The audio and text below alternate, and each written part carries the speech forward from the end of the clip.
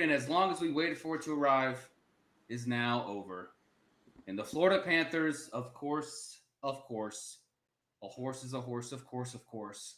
The Panthers have won the series in 6 games, going back to back for the first time since the Tampa Bay Lightning did it in 2020, 2021. Congratulations to Florida. Congratulations to Edmonton for being there. We're going to have so much more to break this down in further discussion at the top of the hour. But congratulations, Florida. Enjoy the victory and pop the champagne and move on to next season and try to get your three-peat. Guys, this is your early edition of Box Scores and Bourbon on Friday Junior. All right, Manny. What's up, JB? Welcome back. Yeah. Welcome back. Welcome to your Thursday. Means it's time to talk some sports. Yeah. We should definitely keep the conversation going. Jump right into the Stanley Cup and how that went. But first, I don't know if you're sipping on something, but I am. So, cheers, everyone. Cheers, my man. Clink, clink.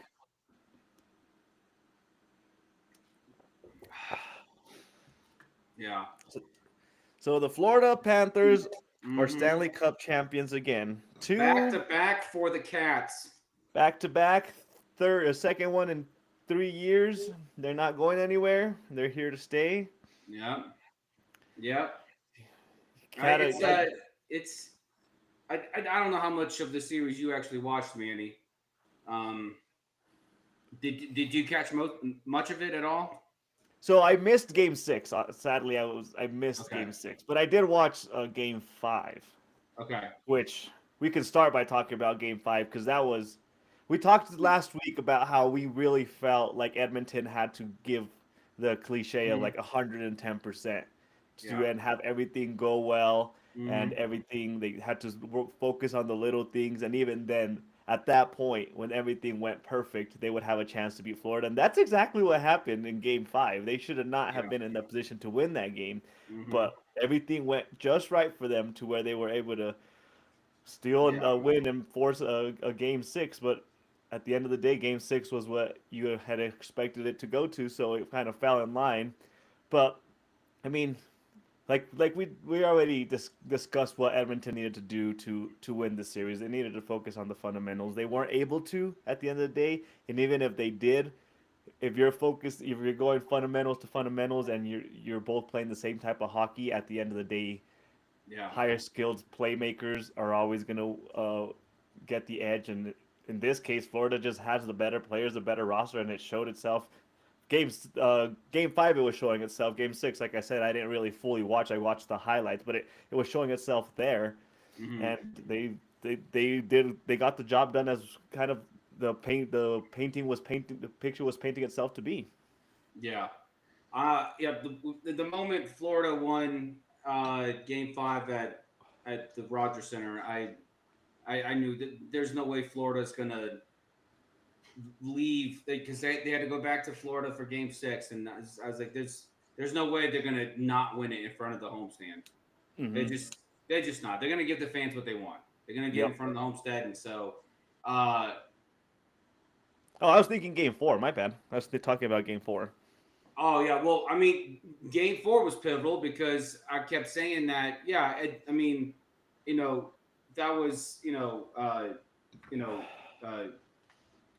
a great game for the series, but in order for Edmonton to win the series, they would have to do 2 games in a row that actually would have been something that they hadn't done all series, which is produce 2 consecutive or just consecutive at all performances that led to victories. And so it just wasn't going to happen. And so and Game 5 happens, and honestly, like I think that and this is going to get tied into Sam Bennett winning the Conn Smythe trophy for playoff MVP. There was something in that Game 3 performance, and I think that's when it clicked for me with Game 3. when Florida won. I think it was 6-1. There was a moment where Sam Bennett ends up uh, uh, ends up putting a hit on Vasily Podkolzin. So he just rams Podkolzin on the defensive end, and then moments later, he's just deking people on the one, and then putting the puck in the goal. So Yep. and I think that moment right there really kind of just says it all for the series because while Edmonton tried everything they could to produce on the offensive end, every time that they failed to produce, and Florida was and then Edmonton rather was on the defensive end of it. Florida always seemed like they were skating with a six skater. It always seemed like Florida has six skaters on the ice most of the time. And here's the stat that I want to enlighten you on. Okay, And you're not a stat guy. out of out of the 289 minutes and 40 seconds of that series where one team had the lead. Okay, the Panthers had the lead for 255 minutes and 49 seconds. The Oilers only held the lead for 33 minutes and 51 seconds of this entire series. So when you and the whole series was why does it look like Florida is skating with an extra man? Well, probably because they every time you look, they're in the lead. And Yeah. Florida Florida did so much to keep Edmonton off of their skates to where whenever Edmonton could not produce on the offensive end and they had to go back, they had to go all the way down to the defensive side. Florida just ran circles around them because Edmonton was too busy trying to not let Florida score as Yep. opposed to just playing their game. Hmm. Because it seemed as if every single game you look up, oh, it's 3-0 Florida. I swear every single game in this series by the end of the first period, it was Florida had 3 goals. I mean, it's ridiculous. Yeah. And it's that time stat alone that just stands out to me, which by the way is an all-time record. That's an all-time record for a team holding the lead. And it wasn't even a 7-game series. It was 6 games. Yeah, that's crazy. There was 60 minutes that wouldn't even played, and Florida still held the lead for 256 minutes of this series, which is just absolutely bonkers. Yeah. Yeah, there's it's the them having to chase Florida really the entire series. This is referenced a lot in football when they say like you can't get into a shootout with a specific team because you're not going to be able to keep up with them. That is Mm-hmm. what to me it felt like Edmonton understood. Like there's no way we can get into a shootout where it's just who's going to score as many goals as possible. We're not going to Mm-hmm. keep up with Florida. So they were definitely more trying to keep the game contained, slow down the game, keep it at a low scoring point so they Mm-hmm. could be within that arm's reach to steal those games. It just like you said, it just couldn't. They weren't able to do that very well because they even game six they won what's five was 5-1, 6-1, 5-1, right? They just What and couldn't. which one? Game six, the Game six final was score, 5-1. yeah, Yeah. 5-1. So even at that point, with the series on the line, with them having to have switched out they've gone to their different goalie that was like a miraculous saver. And I'm blanking on his name. I'm awful with names, as you know, JB. But they had Edmonton switched out their goalie for game six or games. I want to say it was game six It and was game game five. six. Was it Yeah, I think it was Picard.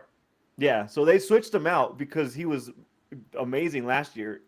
Even at that point, they were trying everything they could to keep that game close, keep it a low scoring game, and it just they no matter what they tried. Florida just has such a high powered offense that there was no way to contain that type of explosiveness they have on the ice. Yeah. It was it honestly would the whole series was just heightened again by Sam Bennett. And this Florida team is not one where it okay because here's a test. If you ask Edmonton Oilers fans, oh, who's who's the best player on your team? Oh, Connor McDavid, easy. Mm-hmm. You ask you ask anybody who's the best player in Florida, I get I didn't five know different Florida had a answers. hockey team. So this was this was honestly the Athletic, I believe, had an article that said this was a the epitome of a we before me title, and Mm-hmm. I've never seen a team so with so much conviction and focus and uh, just um, really like in admiration for each of the teammates on the ice and even on the bench, uh, and just and uplifting them and edifying them and allowing and just cheering them on to produce the best that they could. And Sam Bennett is absolutely just a beast. Uh, here's another crazy stat for you.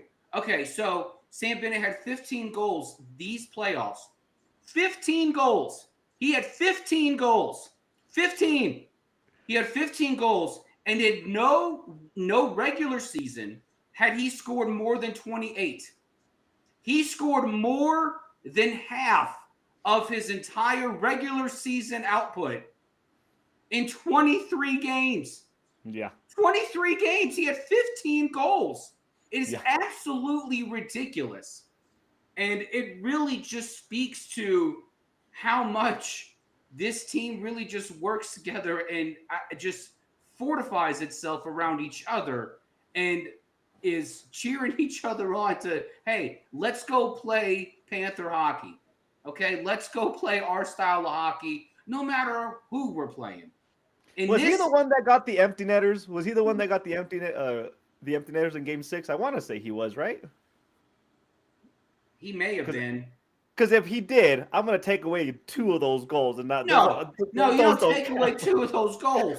You don't It's take away empty those netters. goals. It's like playing football with just your offense. It's an empty net.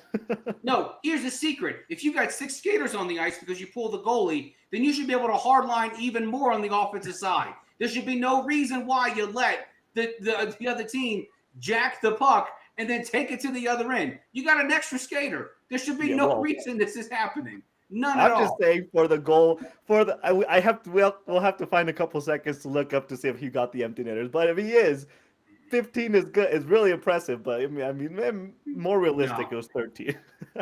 No, but it was an incredible series, and Sam Bennett absolutely earned the Conn Smythe Trophy. He was absolutely the best player on the ice, and this was a Florida team that beat Edmonton, and Edmonton beat out the uh, uh, they beat Colorado, and Colorado was picked before the playoffs began as the team to take it all. Then they beat the Dallas Stars, who are a powerhouse of an offense. They beat the Dallas Stars all the way to get back to the Stanley Cup Finals to face Florida again in the rematch. And and yes, it went 6 games, but when you hold the lead for 34 minutes, you start to wonder, like, okay, those must have been some magical goals, and they were magical goals that got hmm Edmonton to win their 2 games. I mean, Absolutely technically, magical. they won Game 1, right? Edmonton won Game 1. Technically, they Mm-hmm. never held the lead of that game because they won in They overtime. won game 1 in second overtime. Yeah, so Yeah. there's no lead there that was held. So Mm-hmm. that doesn't Yeah. count. Yeah. And it was Sam Reinhart. It was not. It was Sam That's Reinhart right. that It was got the Reinhardt empty. who did it. Yep. Yeah. Yeah. So I'll Because take I back think my Reinhardt critique had on Reinhardt had 3 goals that game. 4. He had 4 of them. He had 4 goals. Yeah. Yeah, he had 4. Yeah. He had quadruple header. So, but great series by Florida. And here's another fun tidbit. The last 10 years in the NHL, okay, let me ask you this. In the last 10 years in the NHL, how many back-to-back winners have we had in the last 10 years? Stanley Cup, like Mm-hmm. I'm guessing Just the two, right? Just them and Three. oh, who's the third? Uh, the Penguins won it in 16 and 17. Oh, okay. Tampa won it in 20 and 21, and now Florida's won it last year and this year. Yeah. So, I mean, like we already talked about the cyclical seasons that the mhm. NHL has. Let me ask you this, JB. This is a little off topic, but I'm curious of your thoughts on this. The Stanley Cup is kept by the team for the year, and then it rotates, and they get their name engraved on the Stanley Cup. They don't keep the Stanley Cup. Do you like that? Do you like that there's not like the team doesn't keep a permanent Stanley Cup with them that is like circulated? Yeah, I like that You don't because like the Super Bowl, it like the keeps the history. Like this is it. This is the cup. So you don't. So you'd rather have that than like the NFL with the team gets a Lombardi Trophy every year. Yeah, no, like I mean, like give me something. I mean, that's why we have jewelry, which I'll never understand in the history of mankind. Why men who play the manliest sports in the world, they're like, yeah, I want a really pretty ring. What? What's wrong with you? Go get like an engraved ribeye or something. I don't know. But yeah, look at my jewelry. 20 carats. And they're Uh, big rocks. It's like an yeah, engagement ring. The bigger the rock, the prettier the men, I guess, in yeah. sports. I mean, I guess Max Crosby probably loves it, but yeah. Uh, no, so no, I like that because it's a piece of history. It's I what it just is. like I would rather have my team like have the I don't know. Maybe I just have embraced You the could probably NFL get a too. replica done. Well, that's not the same. I'm just saying, Oh, who like, cares? if you go through like a tour of the stadium, wouldn't you want to see all the Stanley Cup, like whatever, like the Stanley Cups that they've won every year, like instead No, of that's why you have pennants. You know, you were a yeah, kid, we had pennants on the wall. You know, we yeah, had those weird, uneven triangles hanging on our walls at an angle. yeah. I don't know. We I need, have I have we need to mixed bring those feelings back. about not keeping the Stanley Cup. It's like it goes on tour it's not even the only sport that does that. I think soccer does that with the World Cup too. It's like Hmm. here's a loaner for a year, enjoy it and give it back. I'm not too sold on that, but that's neither here nor there. I just wanted your thoughts on Yeah. the borrowing of the championship cup that you Hmm. get after a year of hard work. Okay. So, talk about borrowing. Let's get to game 6 of tonight's Oh yes. NBA Finals, Mm-hmm. where the Thunder borrowed the Indiana game plan and came back and won game 5. Yeah. So and then proceeded to just embarrass. Well, they No, didn't game embarrass four. Indiana Game as four, much they as borrowed the Tyrese Indiana. Halliburton embarrassed Indiana. Um, So game four, they borrowed the Pacers script because they came back from like mhm. 20 points, I think, in the fourth quarter. Game five, they it was like they Oh yeah, had they the lead absolutely pretty much. dominated. Yeah, Yeah, they had the absolutely. lead most of the game. Yeah, but it wasn't so much that OKC dominated, but more so than Tyrese embarrassing the entire Indiana fan base. So Why? Because he didn't show up in the moment. Is that what you're getting at? look, I've been reliably informed this man is a star and he is ready for the occasion. And it's funny. He kept saying, "Man, if I can stand for Game 6, I'll be out there." You look like you were standing a lot on the sidelines in Game Well, 5. Look like you were standing quite a bit. so let's dive into that a little bit. He had a what they are calling a calf strain, right? Okay, And the coach and they that's what they're saying. He had a calf strain. He was playing hurt, and maybe everybody's an arm harping on the slice. coach. They're harping on the coach for leaving him on the court, even though he was visibly hurt in the game. He had like 0 points in the first half. I don't think that had to do with It's zero him points the being. entire game. Well, yeah, I know, but it didn't look like he had that was because of an injury. It looked like it was just him not playing well, and this wasn't the first time that happened. It was It's not. game three.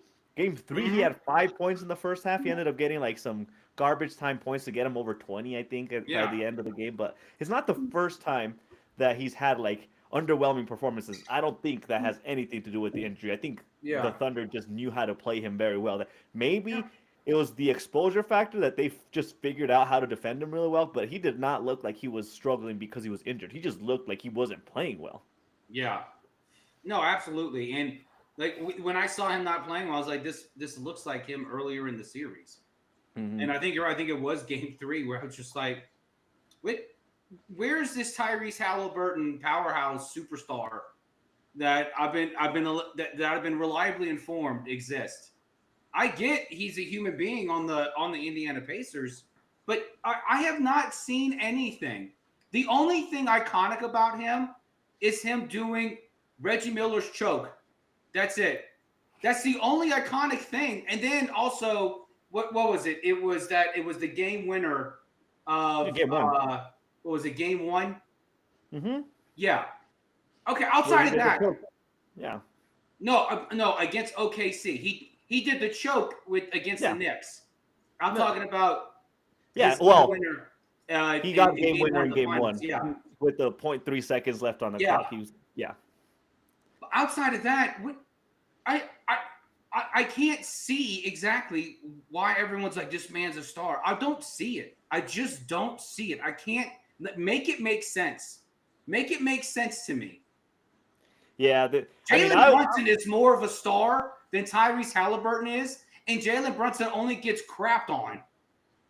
Is it more of the market? Like the bar is set high because you play for New York in Brunson's case. Like, is it because of that? Indiana's like building a sports world. I mean, I recently. guess if yeah, it might be the market. I mean, if you live in a market where your fastest car is a horse-driven buggy that goes 23 miles an hour. Oh, look, let's put that in the Daytona 500. Yeah, I guess you're gonna build it up and make it to be something.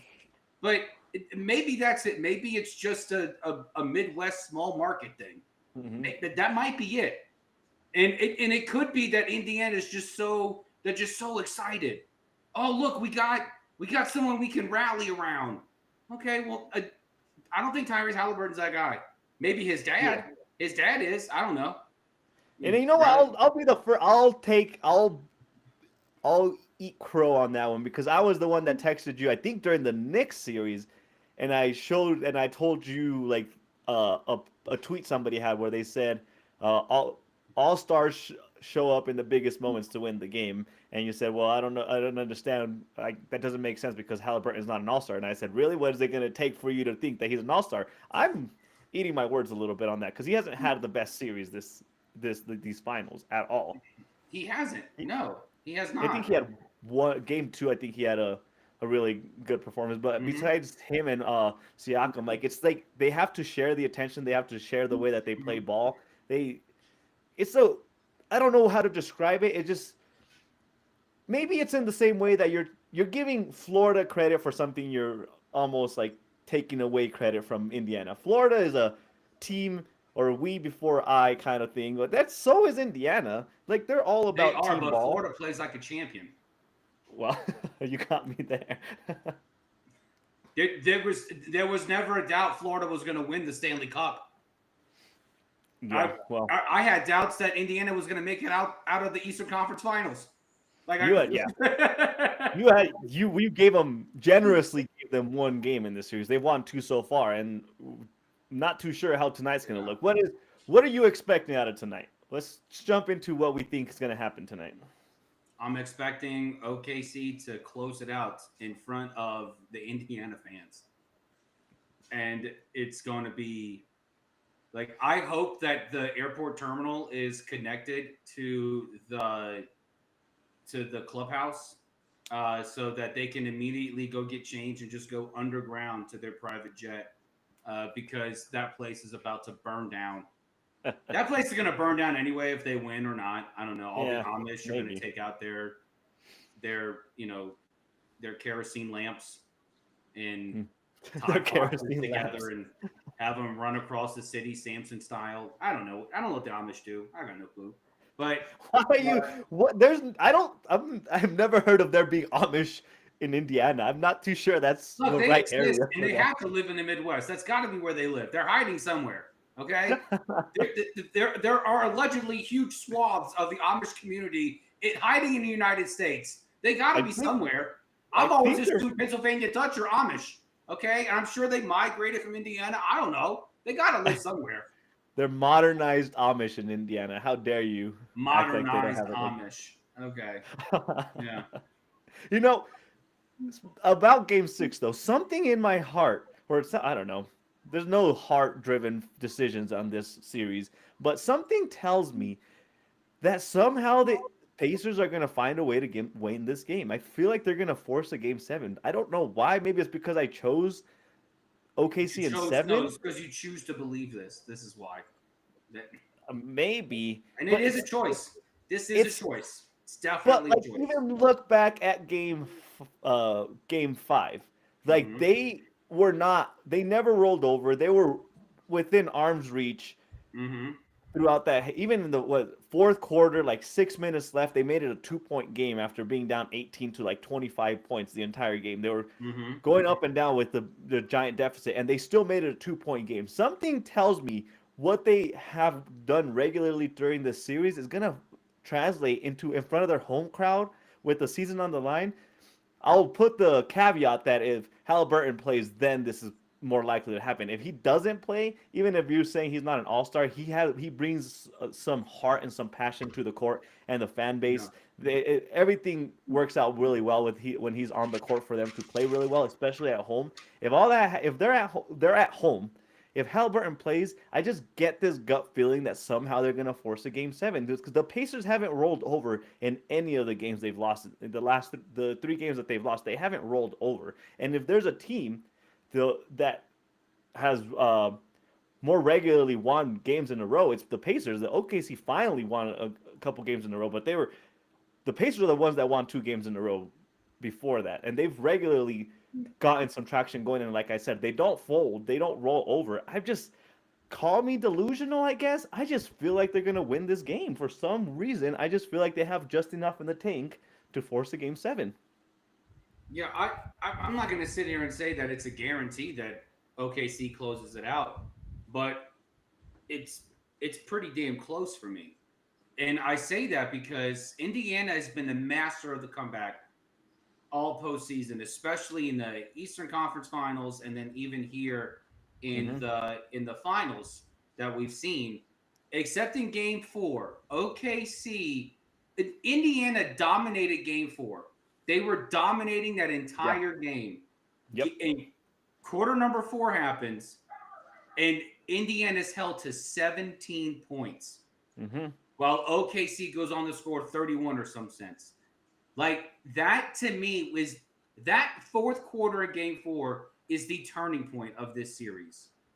Because not only was Indiana proven to not be able to hold on to a lead, but they allowed OKC to take one from their own playbook Mm-hmm. and come back and beat them. And then for OKC to follow up that comeback with that game five victory, and that game always felt like that OKC should have been up by 20 points at every turn. Yeah. OKC was dominating that game, but they let Indiana hang around. I cannot foresee OKC being on the doorstep of bringing a ring to the great city of Oklahoma City and Mark Daigneault saying, hey, you know how we did in game five? Let's do the exact same thing. No, they are going to shoot absolute daggers. They are going to, it is going to, and here's what I think the X factor should be. Don't abandon the 3 game, but don't make it the focal point of it either. Because there were a lot of possessions in that game five where OKC was leaning heavily on the 3. And I know Cason Wallace was doing great from the 3. Jalen Williams was so from the 3. Shea was the one that was driving to the bucket, and there's really nothing you can do, from his left side. I mean, like he's just gonna tear you up from there. Mm-hmm. But I think OKC absolutely has a game plan to mimic what they did in Game Five, but to put the nail in the coffin a lot sooner. All I know is that the Indiana fan base is an electric fan base, and maybe it's because all they know is basketball. Really, they they're living for basketball right now. If it was Game Six in OKC, I would have a completely different stance. The fact that they're in Indiana, that they're playing in the Pacers' home court, it's just we know that like fans make a difference when it comes to basketball. Like the atmosphere makes a difference for the players. What is the role players, the bench players always perform way better at home than on the road. Like all it if it was OKC at home, I would give it no chance. But they're at Indiana. I would be crazy to not give them a pretty dang good chance that the Pacers being for them to win this game and then force a game seven. Just the fan base just brings so much energy, and this isn't just the Pacers fan base. Like OKC's fan base is just as electric, but they're in the Pacers home, and that fan bases just brings so much energy, especially when your team is hanging on by a thread to extend the series. It's gonna be difficult for the Mhm. OKC to play the same type of ball that they did in game 5 that to be able to replicate it in game 6 because they're at the Pacers home. Yeah, and like I said, this is far from it. It's not like this is as close to a guarantee I can make. OKC's going to close it out, but it's far from one.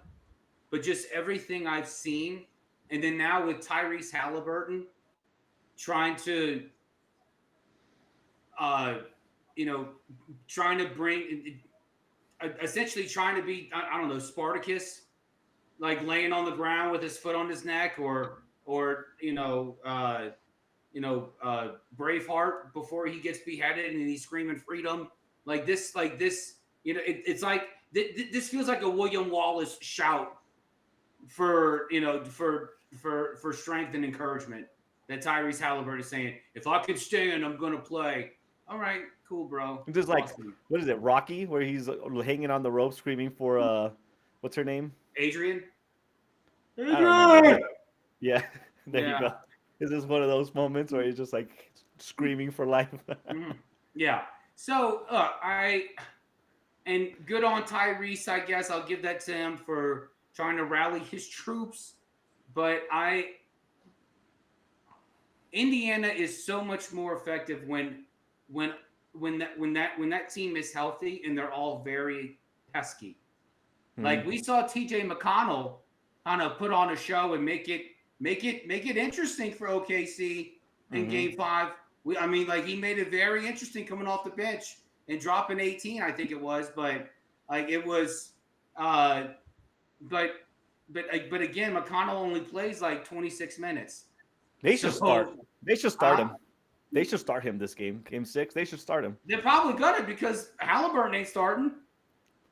You gotta put someone there. I You mean, gotta put a fifth true. guy Even somewhere.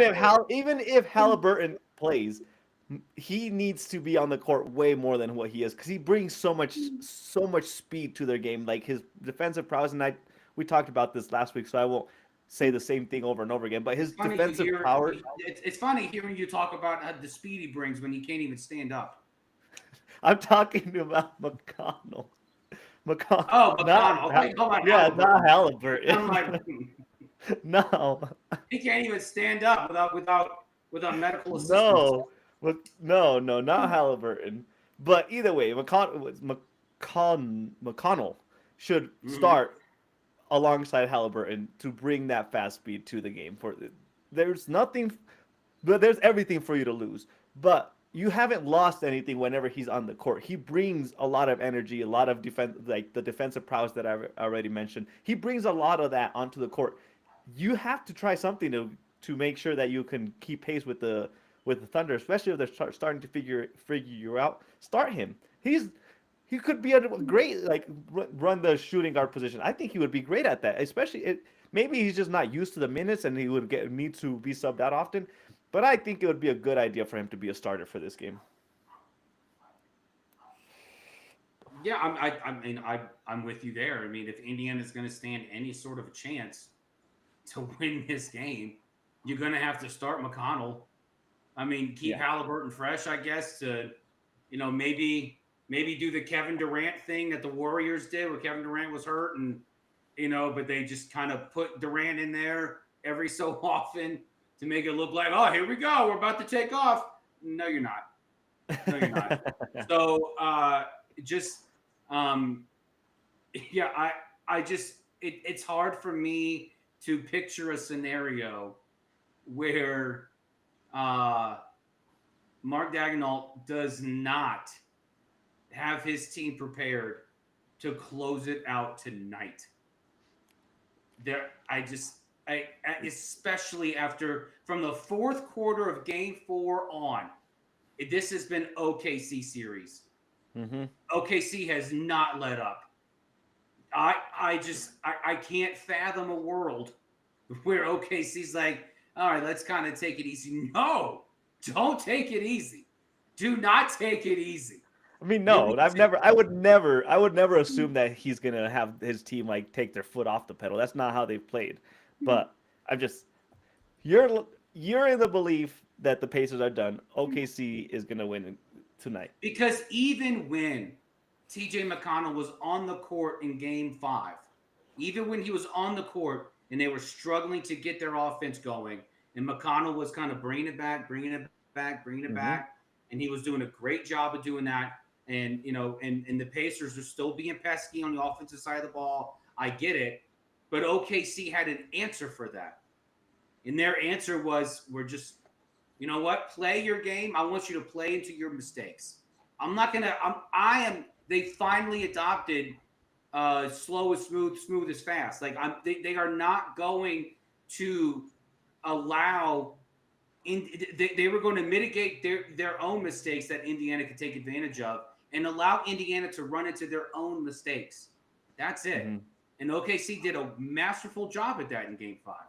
And Yeah. if they keep this game plan, because like I said, that game felt like OKC should have been up by 20 at every turn.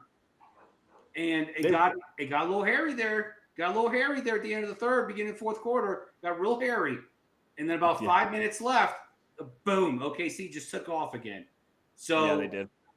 If OKC just remains the defensive prowess that they have been all season, if OKC can just continue being one of the top defenses in the league, it's what got you the most wins in the regular season. It's what got you the number 1 seed. It's what got you to the cusp of the NBA Finals. This is it. Just play your defensive style and let Indiana make their mistakes like they did in the fourth quarter of Game 4 and the entirety of Game 5. Just keep it up. That's all they have to do. And it's not hard because they've done it all year. They're not stepping out of their comfort zones to do this. Right. This is their game. It's not a new game plan. Yeah. No, I get it. I agree.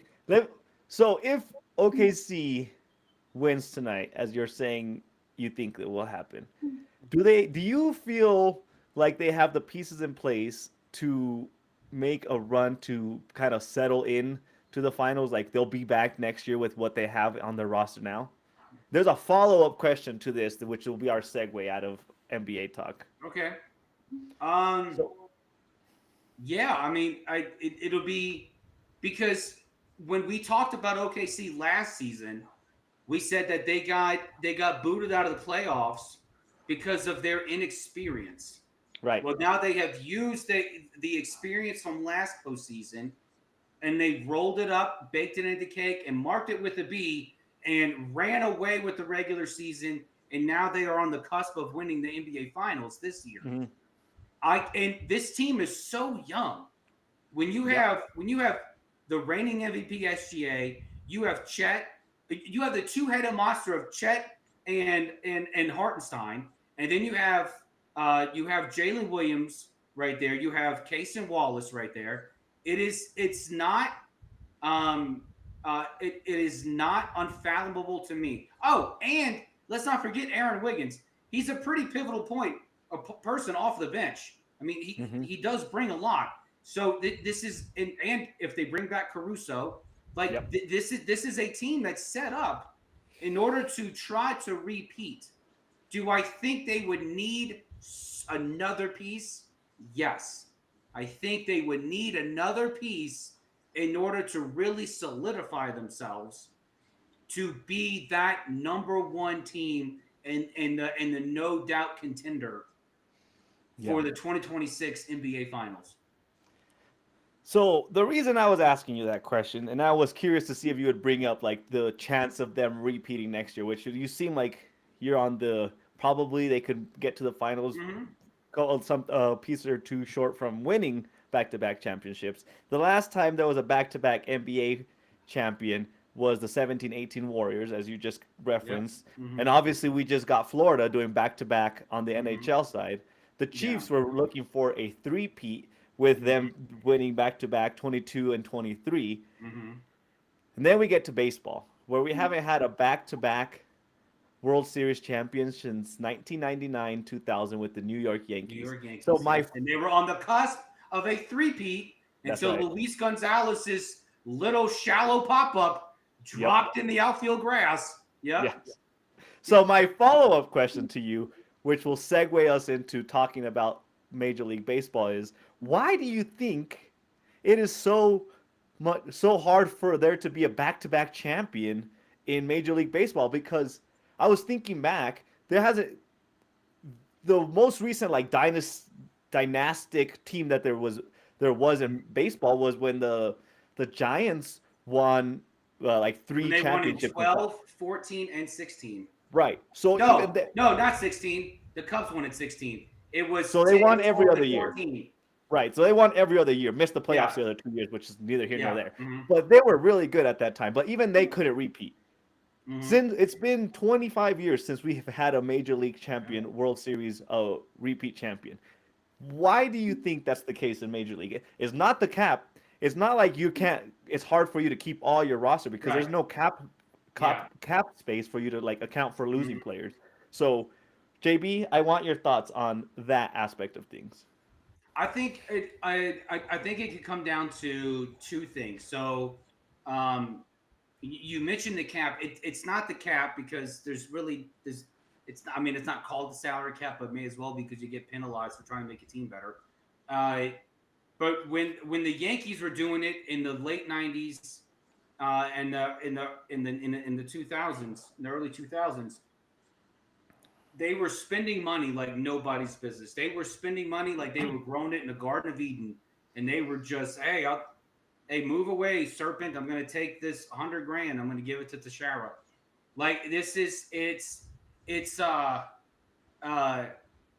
we now live in an age where in an era where you have teams that want to spend, but now you're more cognizant of what you spend and being able to actually uh, have the results match the output you put toward the players in order to justify the taxes you're going to pay because of how much now you're going to pay when you go over a certain Mm-hmm. threshold. And I mean, the Dodgers certainly seem comfortable with it because they keep doing it. Right. Um, and Which was my follow up point to that.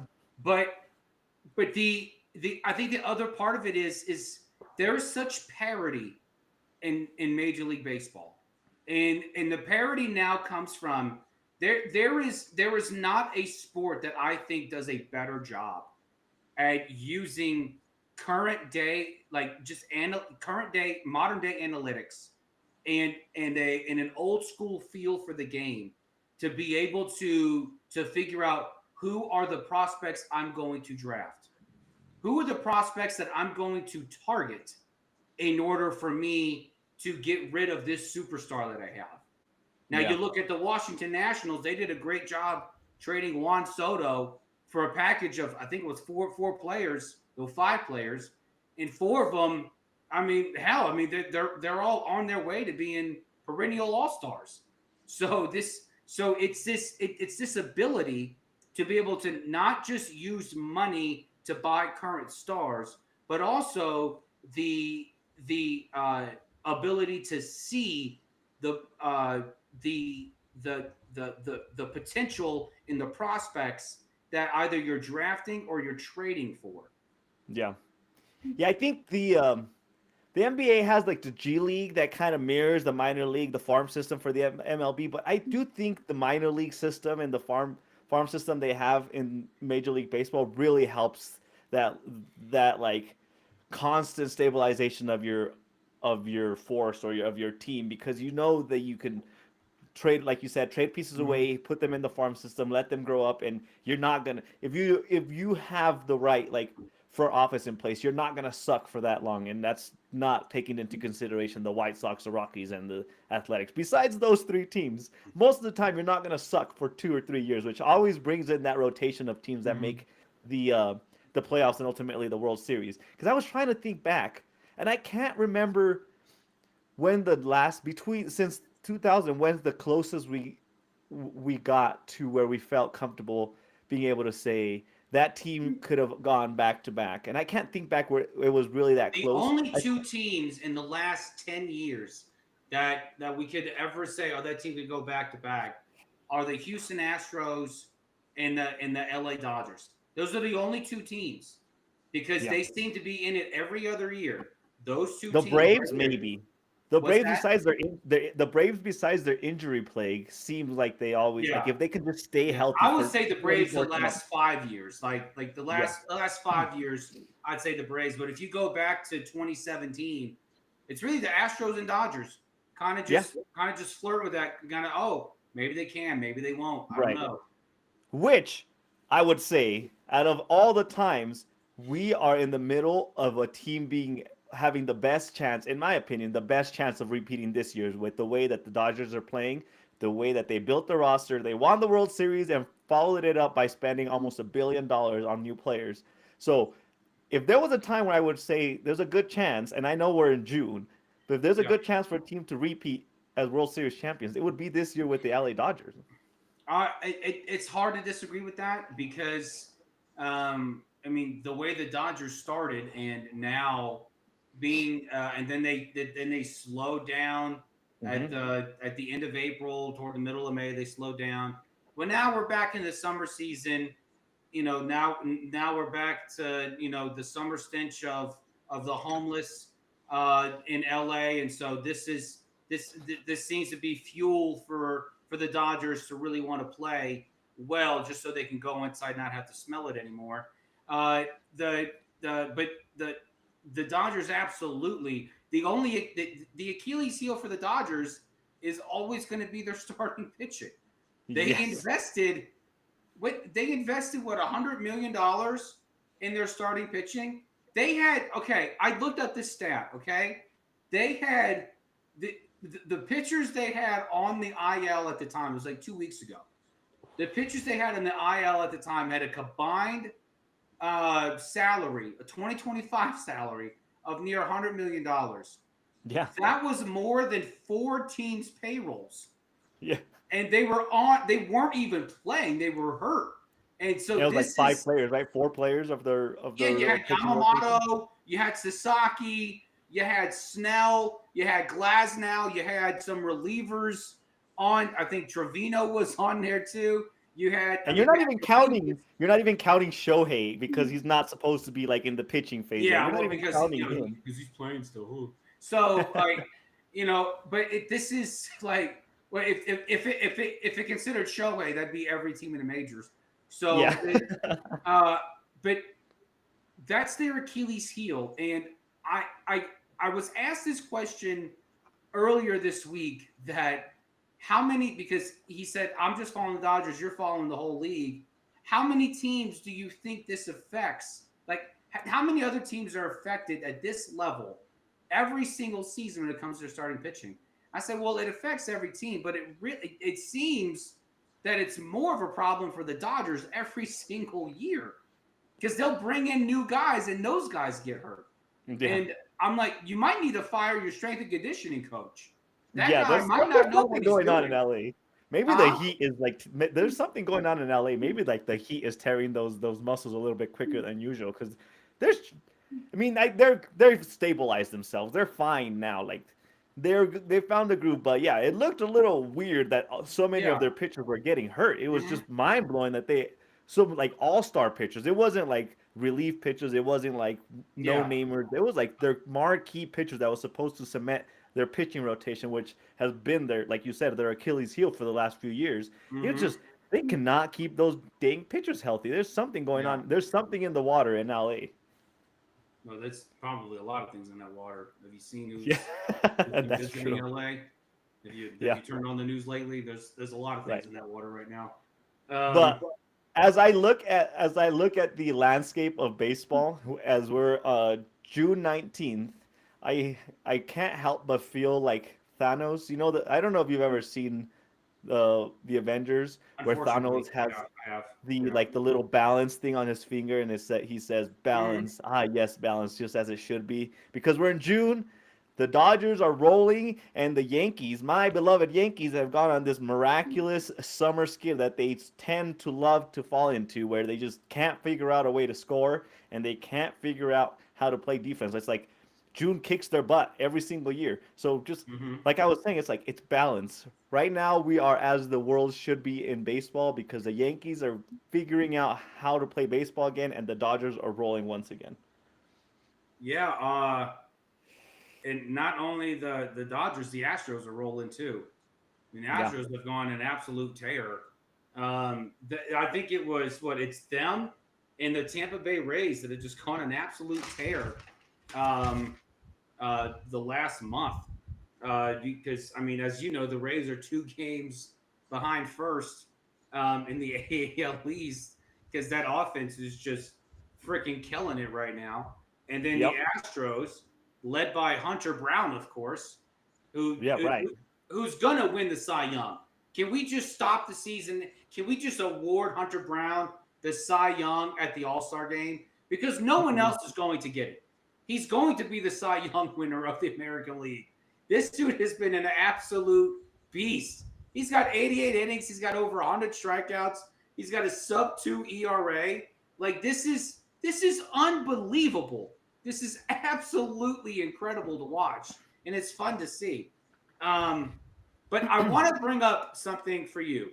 So I was doing a little, I was channeling my inner mathologist, and I was wondering how close Aaron Judge was from 400, or how close to, Ooh. or how far away from 400. And then Yep. it sent me down a mini rabbit hole. So Aaron, and I'm going to ask you this: over over the last 30 games, what would you say Aaron Judge's batting average has been Oh, Aaron Judge's alone. Oh man. over the last 30 games? His last 30 Oh games. dang. If it wasn't for I have like some recency bias with the last like 10 games and how overall the Yankees have been playing. I would have to say he's batting like a point three, like point 0.38, 0.39. So you're saying that he's been batting 390 over his last 30 games? I yes. Okay. I don't know why you're doing this in ERA, but okay. Um, yeah.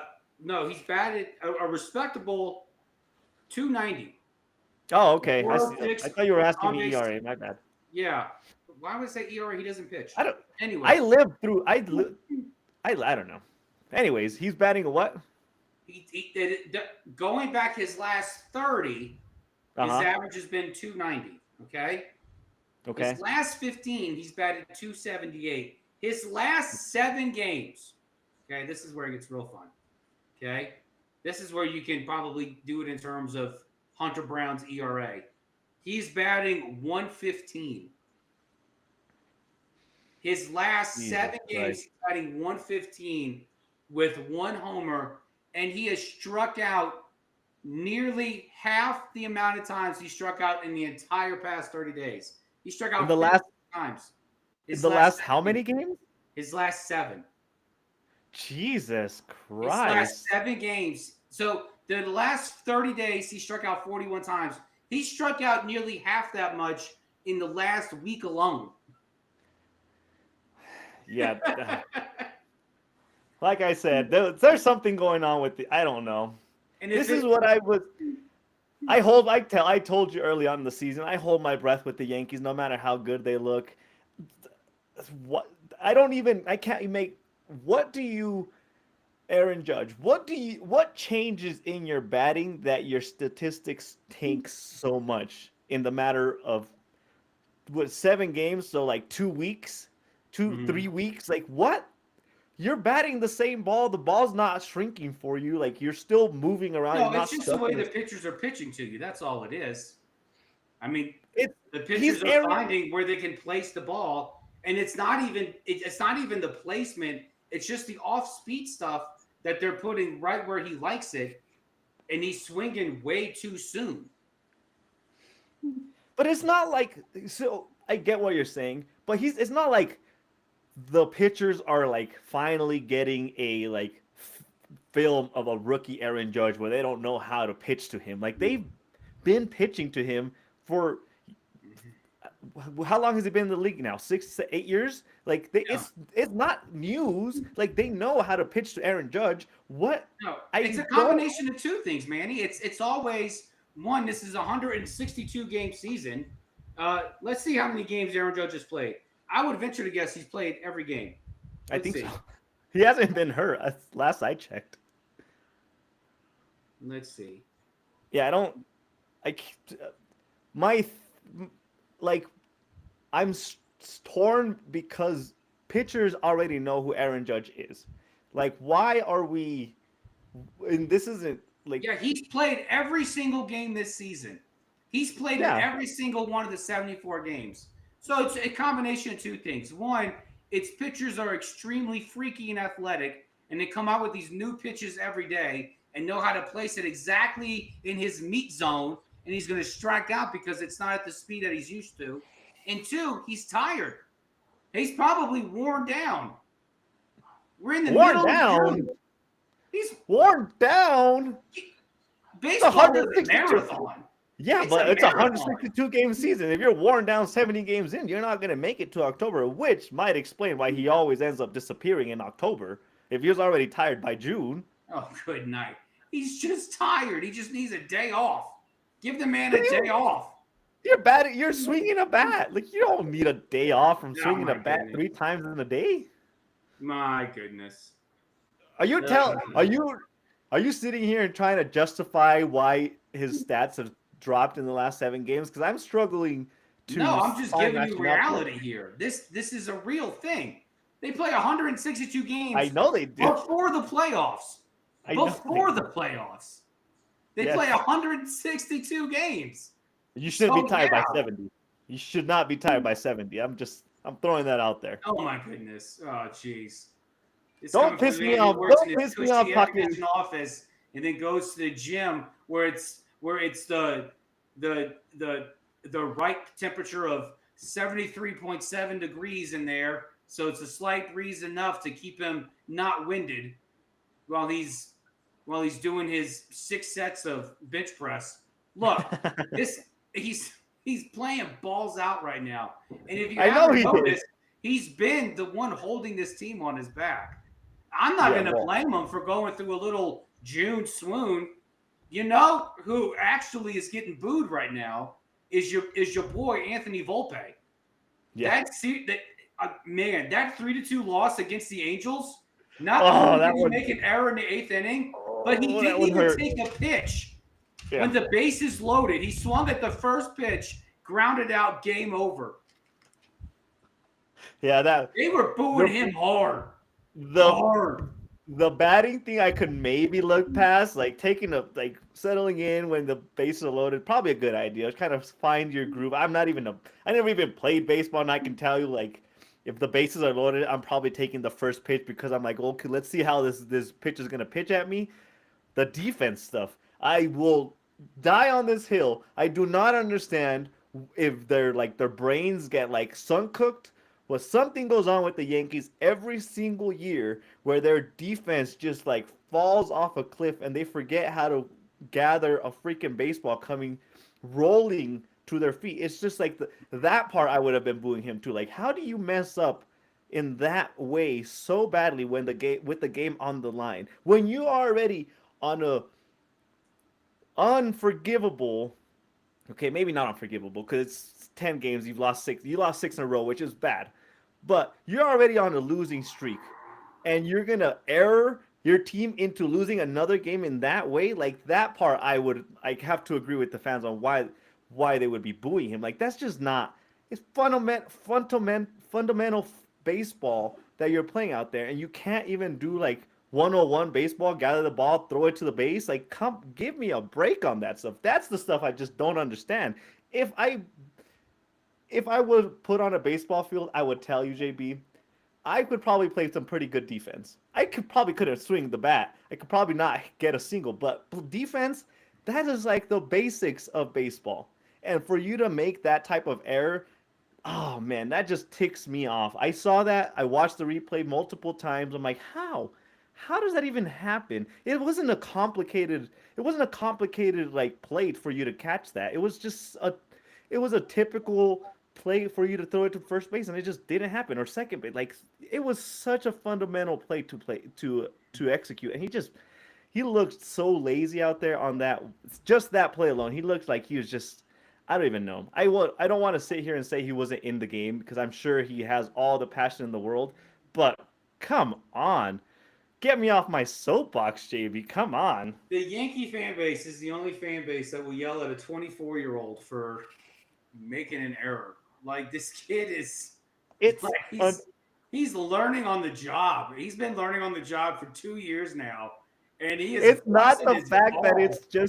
it's not the fact that it's an error. I can forgive an error. The way that was an error just blows my mind. It was such a He's was tired. it not a tip was it not a typical play? Was it?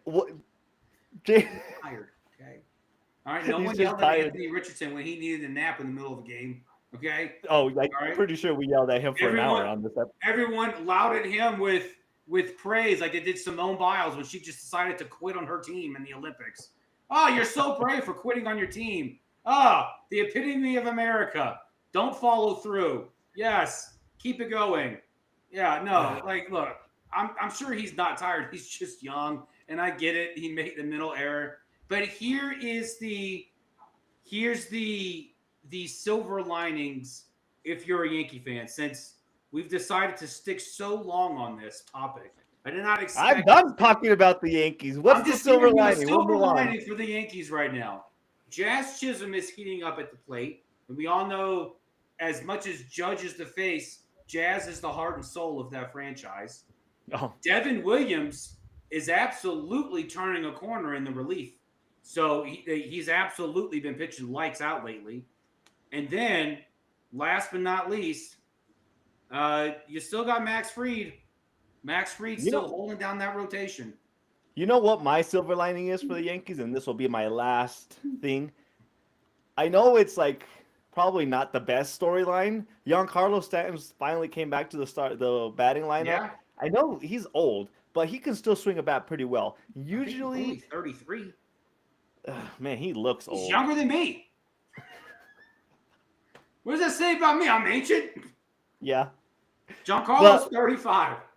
Yeah, there you go. See, he's like already on the downhill in sports world. He's on. So am I. Hello world. Goodbye. But my point is, he's finally coming to the rotation after sustaining his double like tendonitis, whatever was going on with him. He usually gets tired in the season for whatever his body is doing to him. With how long he was out, I'm very optimistic that he's going to bring a fresh bat into that rotation. That is my silver lining. Perfect timing for him to come back and start batting. Well, he's 4 for 12 since he came back. So, and it's not just a batting average. I mean, he's been getting on base too, so which is good. Yeah. But I need. Go ahead. We need to talk about the Giants and the Red Sox. I was just about to say that. I would be remiss if we did not even talk about the two big storylines from this week. Devers to the Giants and Shohei returning to the mound. So, Rafael Devers, I was on X the other day and someone posted, Rafael Devers is a Giant. I was like, this is a joke. And so I just went to my other site because it gave no context. It just said Devers is a Giant. I'm like, okay, whatever. Everyone wants Rafael Devers. So I went to the Chicago Cubs site, Bleacher Nation. Shout out to Bleacher Nation. And that's where I get my info from for Cubs news. And they usually do big baseball stuff. And in it, there was an article, Devers headed to the Giants with an update. And I was like, what? And I will say this. Once the Red Sox leadership decided that they were going to do nothing about Devers not wanting to play first base, they already lost that battle.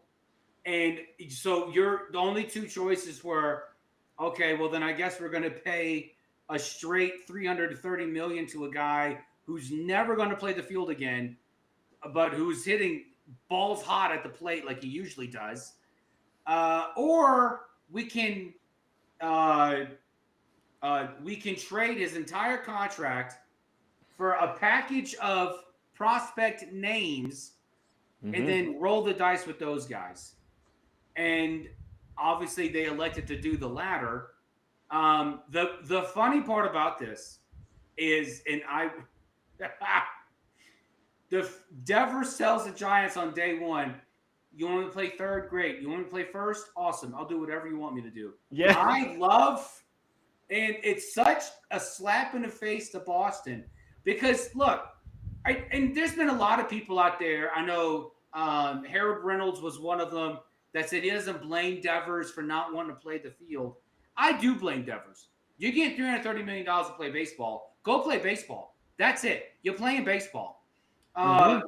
and so, but because the Red Sox decided not to do that, um, they trade him. Now Yep. everyone wants Craig Breslow fired from the Red Sox. Let me No. remind everybody, Breslow was not the regime that Devers got this contract from in the first place.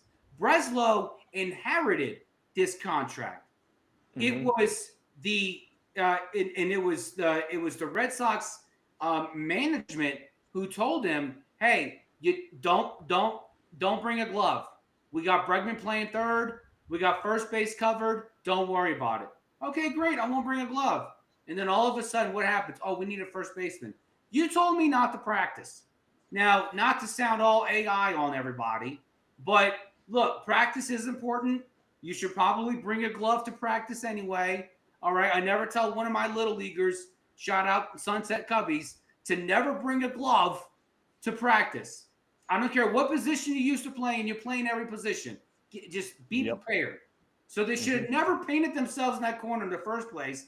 And whoever made that decision is dumb as hell for telling a grown ball player making 330 million, don't bring a glove. You're fine. You're not going to play any position. You're just going to hit for us. That's it. What a dumbass decision. What a stupid thing to say to a ball player. What a ridiculously dumb thing to say. So I don't blame Devers for not wanting to play if they're going to have the audacity to say, you know what, throw away your gloves. Just give them to charity. Sign them, and sell them and give the money to your favorite charity, whatever. So, but now Devers is in San Francisco. You got guys like James Tibbs and who was the Giants' first round pick last year.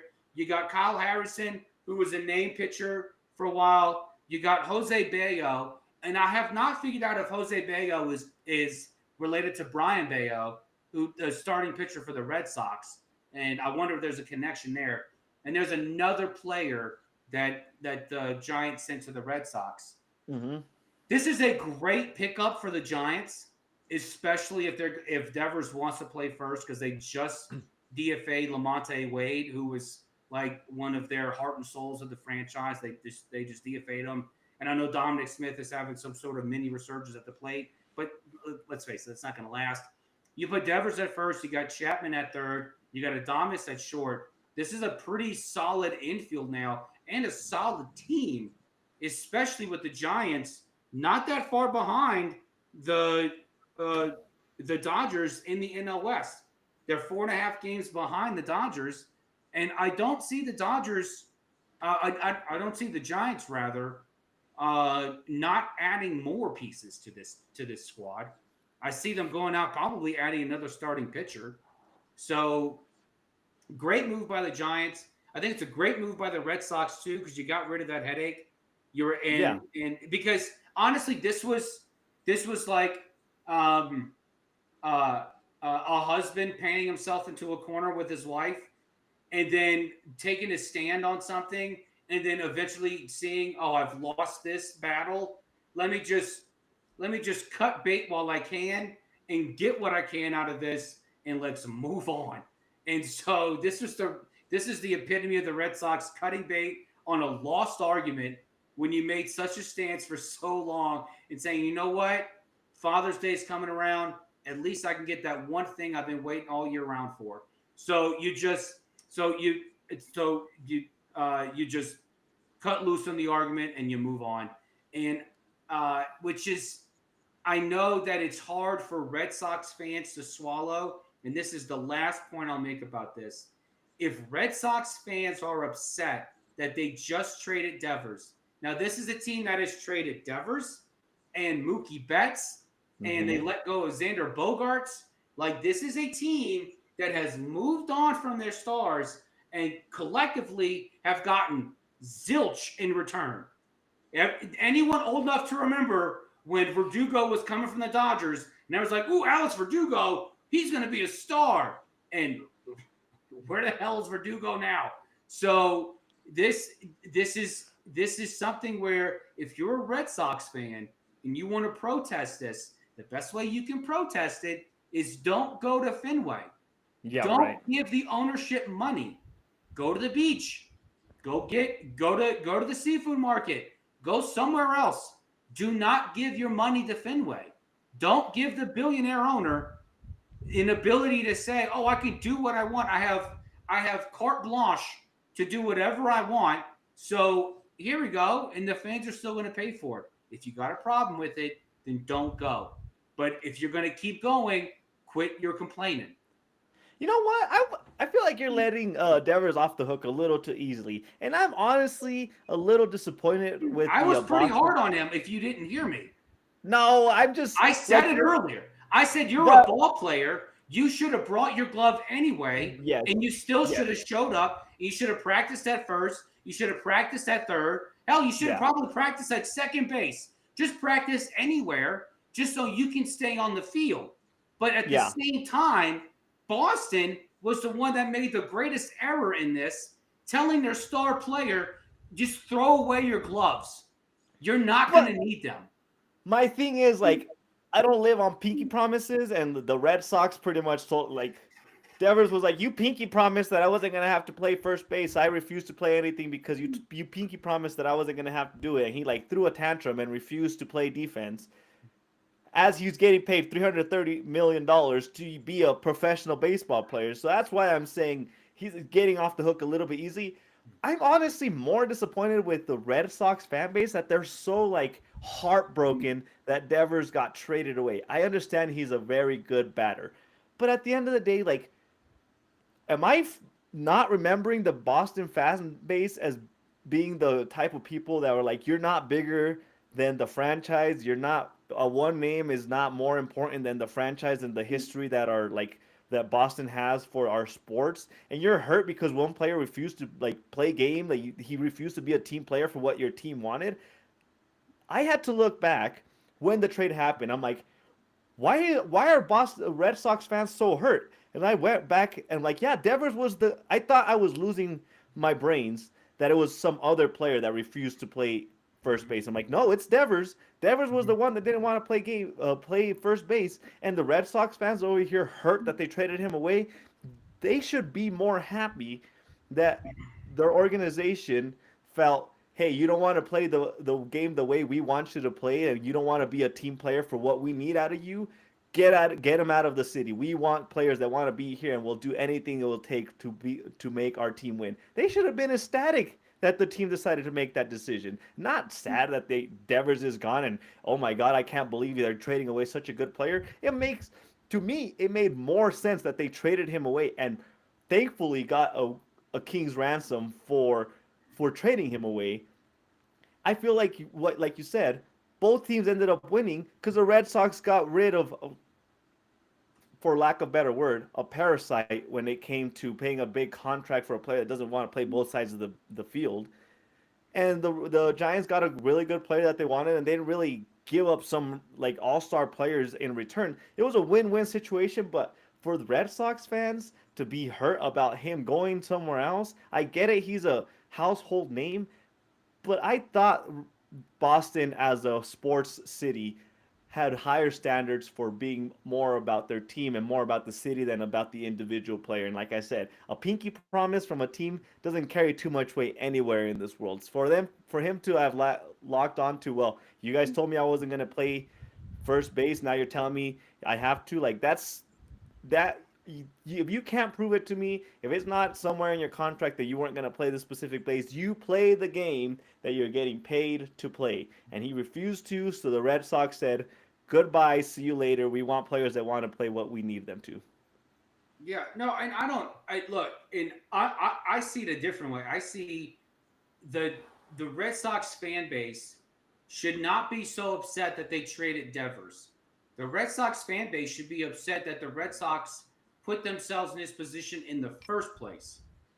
Why on earth would you tell anyone, do not bring your glove? Hell, the Mets didn't tell Juan Soto to do that, and he's one of the worst fielders ever in the history of the game.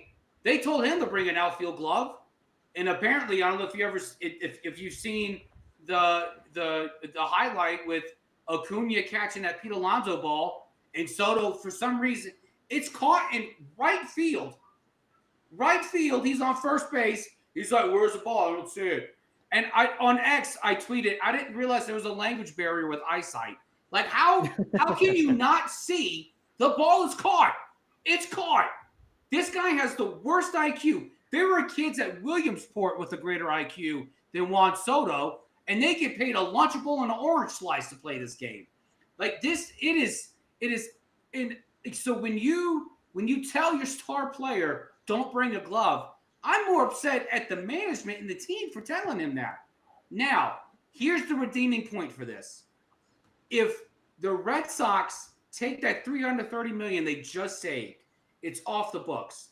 If they take that and they give it to Marcelo Meyer, Roman Anthony, Ceddanne Rafaela, if they give that money to these three, extend them early now, give them their money, then you know what? I will forgive you because this is going to take us away from when you didn't want to give Mookie Betts the money.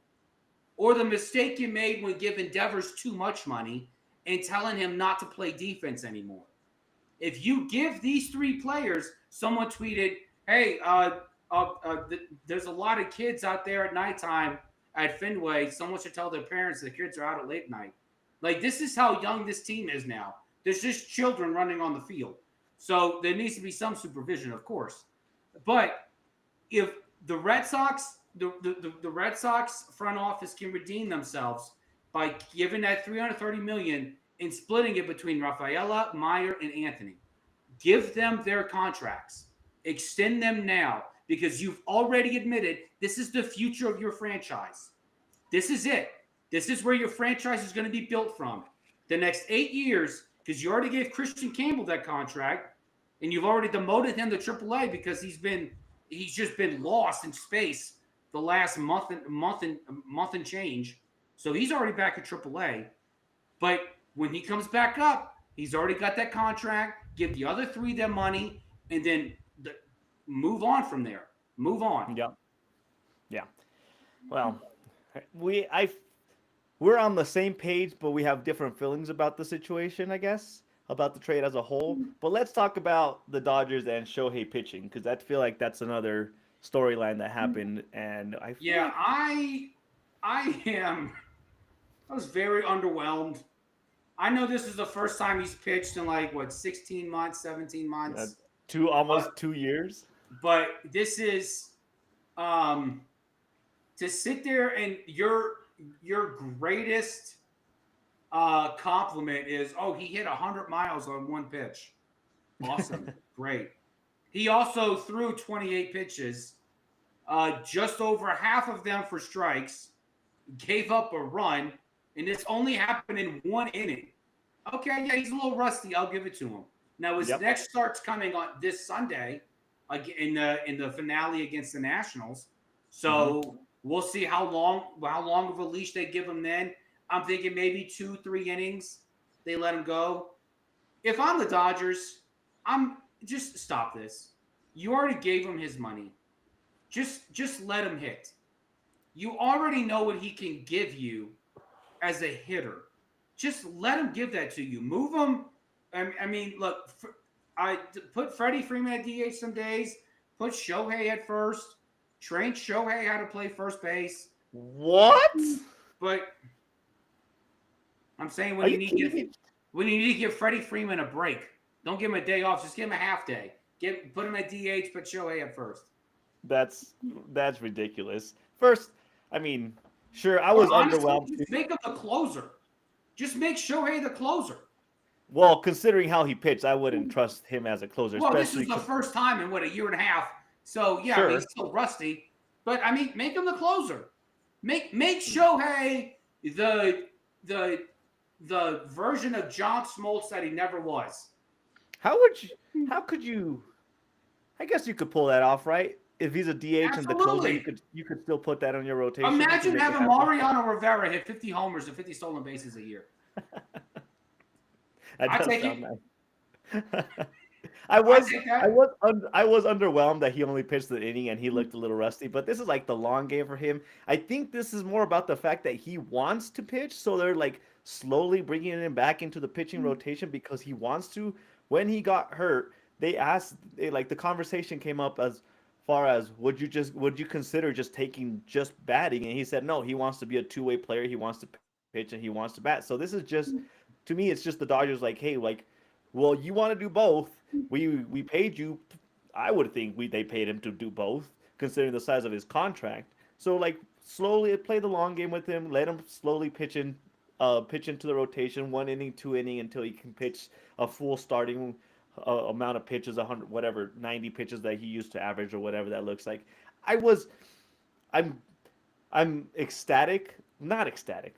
I'm happy that he's pitching again, but at the same time, I was underwhelmed as far as the slow pace. Like if he can only pitch 1 inning, maybe just wait until he can pitch a little bit longer. Because now it just looks like he's just not ready to pitch. Because it was not an impressive inning by any means. There was, like you said, like the statistics behind how he pitched was just not impressive. Like if he's really just to pitch, you can do that at practice. Just wait until he's fully ready to pitch and then just put him out there. Mm-hmm. With the type of player that he is, like he's not gonna. I don't think he needs like rolling into the season. Like once he's ready, and he can go at full 100%. Once he's at that point, just throw him out there and let him be one of your starting pitchers. If he struggles, just take him out fourth, fifth inning. But this 1 inning thing, like this, like ceremonial first inning pitching, was just like more of a spectacle to me than anything else. That's the part that I didn't like. Yeah.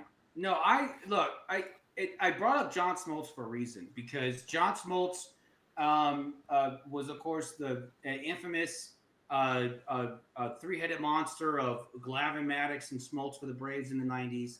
He went through TJ in 01. He came back after he came back in 01 after recovering from TJ, and then went on to become the closer for the Braves. He saved 150 games. 150 games. You're telling me that Shohei and John Smoltz was 35 when he became the closer. Shohei's 30. You're telling me that for as long as the Dodgers have Shohei, he can't go out there like every other night and just be a shutdown closer and still give you 45, 50 homers a year as a hitter? Imagine the legend that would be Shohei. As a starter already, he's only got 38 wins. He wasn't that. I mean, yeah, he was an effective pitcher, but he wasn't like, oh my goodness, oh he's so great. Like he was only going like 5, 6 innings. Like he wasn't going any further than that. As a closer, he can get into games more each week. He can shut down games for you, and he can still go and he can hit all game, come in the last inning and close it out. Yeah. Well, the only thing I would say about that is I feel like there's definitely a different like mechanics, a different way you've developed your pitching when you're going to be a closer compared to when you're going to be in the rotation or as a starter. I get it, but John Smoltz did it. That's what I'm saying. That's why I'm bringing up John Smoltz. Right. John Smoltz was the last one that effectively did it. And by the way, John Smoltz returned to the starting rotation after 4 years of being the Braves closer. So there's no that if you give Shohei 4 years to be the closer, he goes back to starting rotation. He's 35 years old. He's still got plenty left in the tank. Like that's all I'm saying is that you already invested so much in this rotation. You have so much in the minors already. You have so many guys who can start for you. And if you're trying to stretch out, let's say even for just this year, if you're trying to stretch out Shohei to be a pitcher again, to be the two-way player that he is, why not use this year to use him in the bullpen? Use him as a closer. Just put him as the closer. Right. Yeah, I don't know.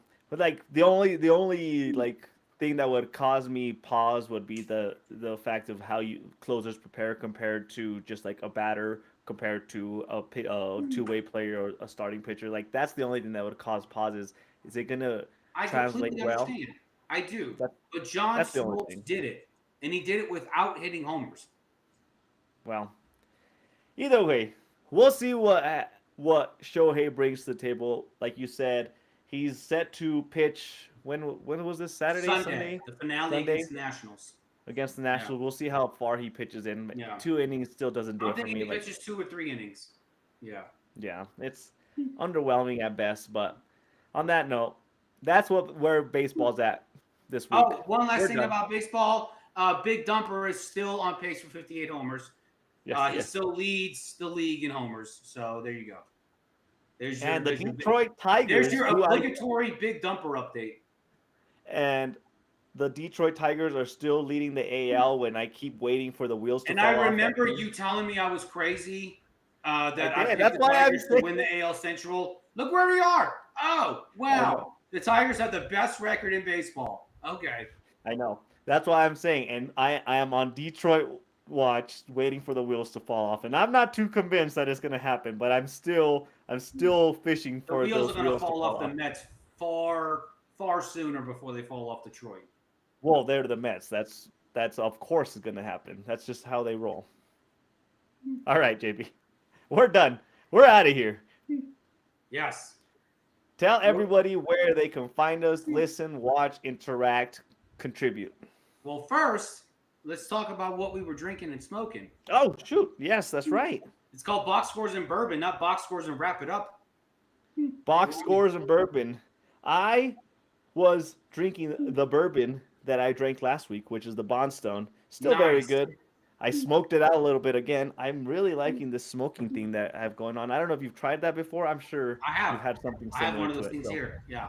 Oh, nice. So that's what I drank. I'm it's definitely on the stronger side, but it's a very good bottle. It's a 4-year aged bottle, and I don't know. I'm enjoying it. JB, what did you drink and smoke?